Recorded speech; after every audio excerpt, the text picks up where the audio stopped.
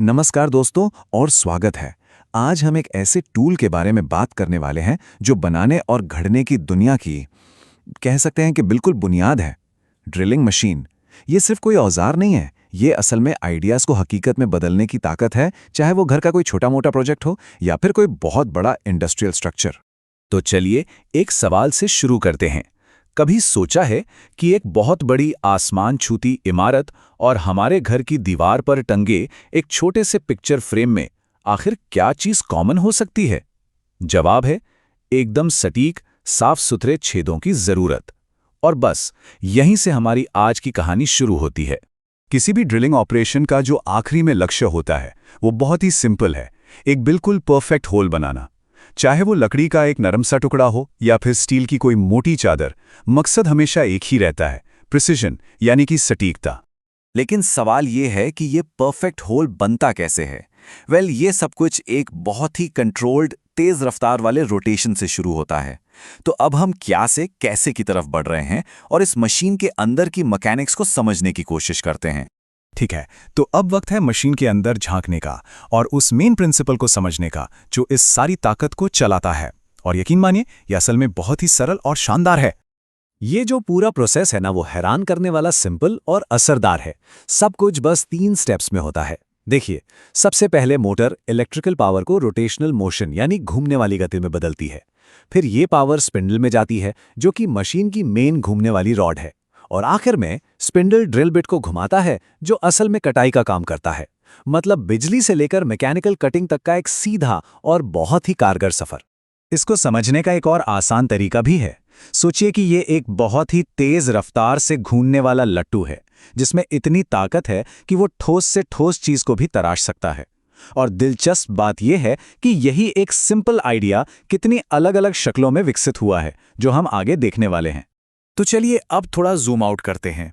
हमने जो अभी बेसिक प्रिंसिपल सीखा उसी को कई तरह के स्पेशल टूल्स में ढाला गया है। आइए ड्रिलिंग मशीनों के इस बड़े परिवार से मिलते हैं। सबसे पहले और सबसे आम है हैंड ड्रिल। मुझे यकीन है ये तो सबने देखी ही होगी। ये ड्रिलिंग की दुनिया का सबसे जाना पहचाना चेहरा है और ज़्यादातर लोगों के लिए ड्रिलिंग की शुरुआत यहीं से होती है। इसकी सबसे बड़ी खासियत है इसकी पोर्टेबिलिटी। आप इसे कहीं भी उठाकर ले जा सकते हैं, चाहे दीवार पर एक तस्वीर टांगनी हो या फिर कोई DIY प्रोजेक्ट बनाना हो। ये लकड़ी या पतली मेटल जैसी हल्की चीज़ों पे काम करने के लिए एकदम परफेक्ट है। चलिए अब प्रिसीजन के अगले लेवल पर चलते हैं। यह है बेंच ड्रिल, जिसे कुछ लोग ड्रिल प्रेस भी कहते हैं। यहाँ से हम शौक वाले काम से थोड़ा प्रोफेशनल काम की तरफ बढ़ जाते हैं। ये किसी भी वर्कशॉप का एक बहुत ज़रूरी हिस्सा है, क्योंकि ये एक बेंच पर मजबूती से लगी होती है, तो ये ज़बरदस्त स्टेबिलिटी और सटीकता देती है, खासकर तब जब आपको एक ही जैसे कई सारे छेद करने हों। अब मिलते हैं बेंच ड्रिल के बड़े और ज़्यादा पावरफुल भाई से, पिलर ड्रिल। जैसा कि दिख रहा है, ये साइज और ताकत दोनों में ही एक बड़ा अपग्रेड है। जैसा कि नाम से ही पता चल रहा है, ये ज़मीन पर खड़ी होती है। इसका मतलब है कि ये बेंच ड्रिल के मुकाबले बहुत बड़े और भारी वर्कपीस पर आसानी से काम कर सकती है। ये प्रोफेशनल वर्कशॉप्स में बहुत आम है, जहां मजबूती और कैपेसिटी की ज़रूरत पड़ती है। और आखिर में हम मिलते हैं ड्रिलिंग मशीनों के बादशाह से, रेडियल ड्रिलिंग मशीन। ये ड्रिलिंग टेक्नोलॉजी का सबसे पावरफुल और फ्लेक्सिबल रूप है।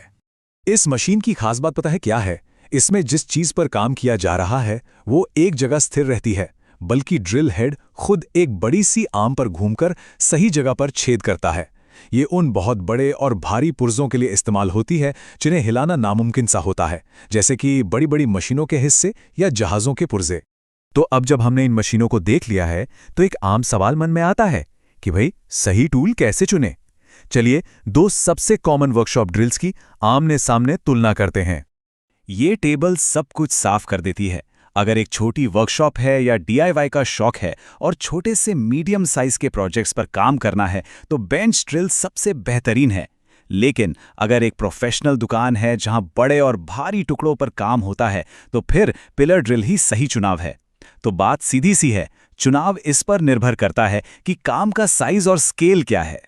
तो हमने एक साधारण से छेद के लक्ष्य से शुरुआत की और इंडस्ट्रियल पावर तक का सफर तय किया। हमने देखा कि कैसे घूमने का सिंपल सा प्रिंसिपल हमारी अलग अलग ज़रूरतों को पूरा करने के लिए विकसित हुआ है।